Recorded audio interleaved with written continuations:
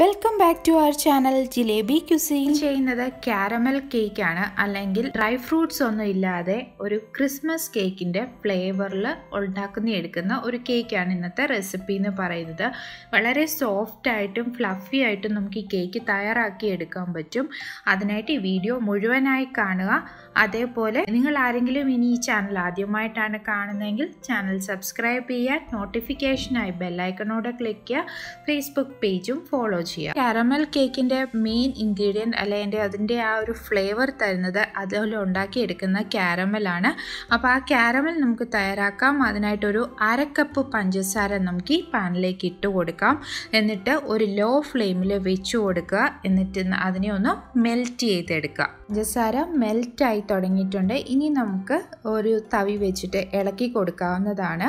ഇങ്ങനെ ഇളക്കി കൊടുത്ത് നമുക്കിതിന് ഒരു ബ്രൗൺ ഷെയ്ഡ്, അതായത് ഒരു ശരിക്കും നമ്മുടെ ഒരു കട്ടൻ കാപ്പിയുടെ കളർ നമുക്ക് വേണം. കാരമലിൻ്റെ കളറായിരിക്കും കേക്കിന് കളർ കൊടുക്കുന്നത്.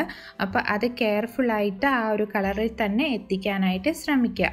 ഇപ്പോൾ കുറച്ച് ഡാർക്കായി തുടങ്ങിയിട്ടുണ്ട്. അപ്പോൾ ഞാൻ ഈ സിറപ്പിലേക്ക് ചേർക്കാനുള്ള 1 കപ്പ് വെള്ളം ചൂടാക്കാനായിട്ട് സൈഡിൽ വെച്ചിട്ടുണ്ട്. സിറപ്പിനിപ്പോൾ ശരിക്കും ഒരു ഡാർക്ക് കളറിലേക്ക് എത്തിയിട്ടുണ്ട്. ഇനിയിപ്പോൾ എന്താ ചെയ്യേണ്ടതെന്ന് വെച്ചാൽ ഫ്ലെയിം ഓഫ് ചെയ്യുക. എന്നിട്ട് 2 മിനിറ്റ് കണ്ടിന്യൂസ് ആയിട്ട് ഇളക്കി കൊടുക്കുക. അപ്പോൾ ഇവിടെ ആ വലിയ ചൂടൊന്ന് അടങ്ങിയപ്പോൾ ആ കളറ് ശരിക്കും കാണാൻ പറ്റുന്നുണ്ട്. ഫ്ലെയിം ഓൺ ചെയ്തിട്ടുണ്ട്. അപ്പോൾ ഇനി ഇതിലേക്ക് വെള്ളം ഒഴിച്ചു കൊടുക്കുകയാണ്. കാരമൽ കട്ട കെട്ടിയതുപോലെ കാണാൻ പറ്റും വെള്ളത്തിൽ. അത് തവി കൊണ്ട് നല്ലപോലെ ഇളക്കി ചേർത്ത് കൊടുക്കുക. കാരമൽ കംപ്ലീറ്റ് ആയിട്ട് ഈ വെള്ളത്തിൽ മിക്സ് ആയിട്ടുണ്ട്. ഇനിയിപ്പോൾ ഇതിനെ റെഡ്യൂസ് ചെയ്ത് പകുതിയാക്കണം. കാരമൽ പകുതിയായിട്ട് വന്നിട്ടുണ്ട്. ഇപ്പോൾ ഈ സ്പൂണിൽ കോരുകയാണെങ്കിൽ കുറച്ച് തിക്കായിട്ടാണ് ഫീൽ ചെയ്യുന്നത്. അതേപോലെ തന്നെ ആ സിറപ്പ് ആ സ്പൂണിൽ ചെറുതായി കോട്ട് ചെയ്യുന്നുണ്ട്. അപ്പോൾ ഇനിയും ചൂടാക്കരുത്. ഫ്ലെയിം ഓഫ് ചെയ്യുക. എന്നിട്ട് ഈ സിറപ്പിനെ കംപ്ലീറ്റ് ആയിട്ട് തണുപ്പിച്ചെടുക്കുക. കേക്ക് ബാറ്റർ തയ്യാറാക്കാൻ പോവാണ്. അതിന് മുന്നായിട്ട് ഞാൻ കുക്കറിലാണ് കേക്ക് ബേക്ക് ചെയ്യുന്നത്. അപ്പോൾ ഈ പാത്രം ഒന്ന് ചൂടാക്കി എടുക്കുകയാണ്. ലോ ഫ്ലെയിമിൽ ഇത് വെച്ചിട്ട് ഒന്ന് ചൂടാക്കി എടുക്കുക. ബാറ്റർ തയ്യാറായി വരുമ്പോഴത്തേക്ക് ഇത് നല്ലതുപോലെ പ്രീ ഹീറ്റ് ആയിട്ടുണ്ടാവും. ഇതൊരു 7 ഇഞ്ചിൻ്റെ കേക്ക് ടിന്നാണ്. കേക്ക് ടിന്നിൽ ഞാൻ കുറച്ച് ബട്ടർ തടവി കൊടുക്കുകയാണ്. അങ്ങനെ ആകുമ്പോൾ കേക്ക് സൈഡിലൊന്നും ഒട്ടിപ്പിടിക്കത്തില്ല. ഇതിൽ ഒരു പാർച്ച്മെൻറ്റ് പേപ്പർ കൂടെ ഇട്ട് കൊടുക്കുകയാണ്. ഡ്രൈ ഇൻഗ്രീഡിയൻസ് ഒന്ന് ഇടഞ്ഞെടുക്കണം. ഇതിലേക്ക് നമുക്ക് 1.5 കപ്പ് മൈദ അല്ലെങ്കിൽ ഓൾ പർപ്പസ് ഫ്ലോർ ഇട്ട് കൊടുക്കാം. ബേക്കിംഗ് പൗഡർ ആണ് ചേർക്കുന്നത്. അതൊരു 1.5 ടീസ്പൂൺ ചേർത്ത് കൊടുക്കണം. 1/4 ടീസ്പൂൺ ഉപ്പ്. കേക്കിന് ഒരു ടേസ്റ്റിനായിട്ട് കുറച്ച് സ്പൈസസ് ചേർക്കാനുണ്ട്. ഒരു നുള്ള ചുക്കാണ് ചേർത്ത് കൊടുക്കുന്നത്, അതായത് ഡ്രൈ ജിഞ്ചർ പൗഡർ. ചേർക്കുന്നത് ഒരു നുള്ള നട്ട്മഗ് പൗഡറാണ്, അല്ലെ ജാതിക്ക പൊടിച്ചത്. ഏലക്ക പൊടിച്ചത് ഒരു നുള്ള് ചേർത്ത് കൊടുക്കാം. ചേർക്കുന്നത് കറുകപ്പട്ട പൊടിച്ചതാണ്, അതും ഒരു നുള്ള്. ഞാൻ ഈ ബൗളിൽ വെച്ചിരിക്കുന്ന ആ സ്പൂൺ ഒരു 1/2 ടീസ്പൂൺ മെഷറിംഗ് സ്പൂൺ ആണ്. അത് തികച്ചില്ല ഞാൻ എടുത്തിരിക്കുന്ന സ്പൈസസിലെല്ലാം. നിങ്ങൾക്ക് സ്പൈസസിന്റെ ടേസ്റ്റ് കൂടുതൽ ഇഷ്ടമാണെങ്കിൽ 1/4 ടീസ്പൂൺ അളവിൽ ഞാൻ എടുത്തിരുന്ന എല്ലാ പൊടികളും ചേർത്ത് കൊടുക്കാവുന്നതാണ്.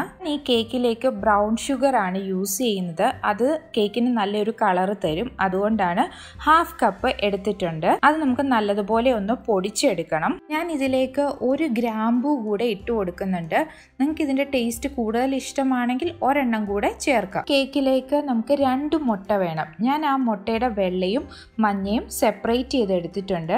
മുട്ടയുടെ വെള്ള എടുത്തിരിക്കുന്ന ബോൾ ഞാൻ ഫ്രിഡ്ജിൽ ഒരു 10 മിനിറ്റ് വെച്ച് ഒന്ന് തണുപ്പിച്ചെടുത്തിട്ടാണ് എടുത്തിരിക്കുന്നത്. അപ്പോൾ ആ വെള്ളം നമ്മൾ നല്ലതുപോലെ ഒന്ന് പതപ്പിച്ചെടുക്കുന്നുണ്ട്. അപ്പോൾ നല്ല രീതിയിൽ അത് പതഞ്ഞു വരാനായിട്ടാണ് അങ്ങനെ ഒന്ന് ബോൾ തണുപ്പിച്ചെടുത്തിരിക്കുന്നത്. മുട്ടയുടെ വെള്ള നല്ലതുപോലെ ഒന്ന് പതപ്പിച്ചെടുക്കാം. ഇങ്ങനെ മുട്ടയുടെ വെള്ള സെപ്പറേറ്റ് ആയിട്ട് പതപ്പിച്ചെടുക്കുമ്പോൾ കേക്ക് നല്ല ലൈറ്റും സോഫ്റ്റും ആയിട്ടും കിട്ടും. നിങ്ങളുടെ കയ്യിൽ ഹാൻഡ് ബീറ്റർ ഇല്ലെങ്കിൽ വിസ്കോ അല്ലെങ്കിൽ ഒരു ഫോർക്കോ വെച്ചിട്ട് ഇതുപോലെ നല്ലപോലെ ബീറ്റ് ചെയ്ത് എടുത്താൽ മതി. ബീറ്റ് ചെയ്ത് എടുക്കാൻ കുറച്ച് സമയം എടുക്കുമെന്നേ ഉള്ളൂ. നല്ല വൃത്തിയായിട്ട് ബീറ്റ് ചെയ്ത് എടുക്കാൻ പറ്റും. ഇനി അതും അല്ലെങ്കിൽ നിങ്ങൾക്ക് അങ്ങനെ ബീറ്റ് ചെയ്തെടുക്കാൻ ബുദ്ധിമുട്ടാണെന്നുണ്ടെങ്കിൽ മുട്ടയുടെ മഞ്ഞയും വെള്ളയും ഒന്നിച്ച് തന്നെ നല്ലതുപോലെ ഒന്ന് അടിച്ചെടുത്താൽ മതി. ഞാൻ കൂടുതൽ പ്രിഫർ ചെയ്യുന്നത് ഇങ്ങനെ മുട്ടയും വെള്ളയും സെപ്പറേറ്റ് ചെയ്ത് ചെയ്യാനാണ്. കാരണം ഒന്ന് കേക്ക് സോഫ്റ്റ് ആകും, അതേപോലെ തന്നെ കേക്കിൽ മുട്ടയുടെ ടേസ്റ്റ് ഒരുപാട് മുന്നിട്ട് നിൽക്കുന്നതായിട്ട് തോന്നത്തില്ല.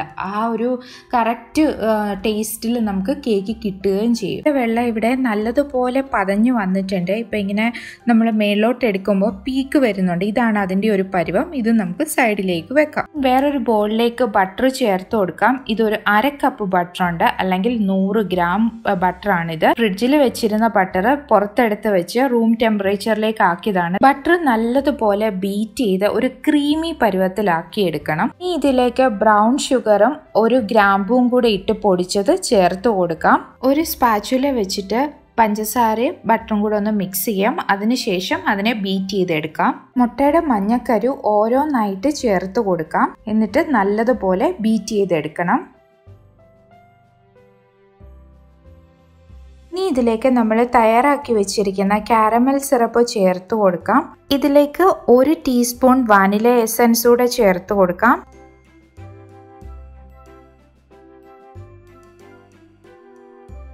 ഇനി ഇതിലേക്ക് നമ്മൾ ഇടഞ്ഞു വെച്ചിരിക്കുന്ന മാവ് ചേർത്ത് കൊടുക്കാം. ആദ്യം പകുതി ചേർത്ത് കൊടുക്കാം. മിക്സ് ചെയ്തതിന് ശേഷം ബാക്കി ചേർത്ത് കൊടുക്കാം. എപ്പോഴും മിക്സ് ചെയ്യുമ്പം കട്ട് ആൻഡ് ഫോൾഡ് മെത്തേഡിൽ വേണം മിക്സ് ചെയ്യാനായിട്ട്. അതായത് ഇങ്ങനെ വട്ടത്തിൽ ചുറ്റിച്ചിട്ട് അകത്തോട്ടൊന്ന് വെട്ടിയെടുക്കുക.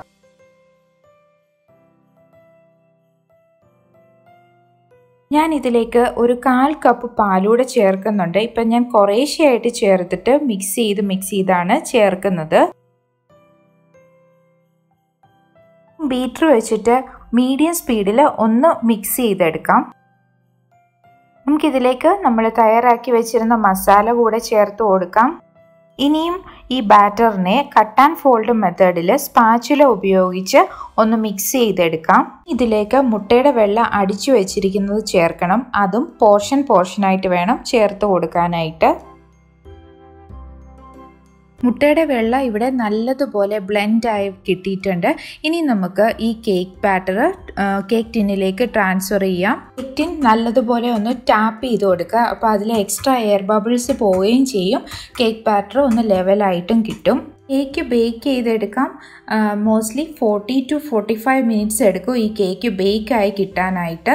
ലോ ഫ്ലെയിമിലാണ് ബേക്ക് ചെയ്യുന്നത്. കേക്ക് ഇവിടെ ബേക്ക് ആയിട്ടുണ്ട്. സൈഡൊക്കെ വിട്ട് വന്നിട്ടുണ്ട്. അതേപോലെ ഈ സ്ക്യൂവറും ക്ലിയർ ആയിട്ടാണ് കിട്ടുന്നത്.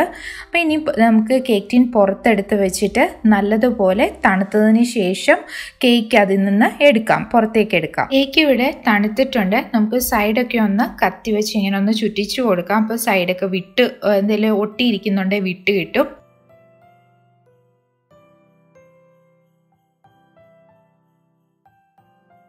വളരെ ടേസ്റ്റി ആയിട്ടുള്ള കേക്ക് ഇവിടെ തയ്യാറായിട്ടുണ്ട്. നല്ല സോഫ്റ്റ് ആണ്, അതേപോലെ ടേസ്റ്റിയുമാണ്. അപ്പോൾ തയ്യാറാക്കി നോക്കുക. നിങ്ങൾക്ക് ഇഷ്ടപ്പെട്ടാൽ മറ്റുള്ളവരുമായിട്ട് വീഡിയോ ഒക്കെ ഷെയർ ചെയ്യുക. അപ്പോൾ വീണ്ടും ഒരു വീഡിയോ ആയി കാണുന്നത് വരെ ബൈ ബൈ. Thank you.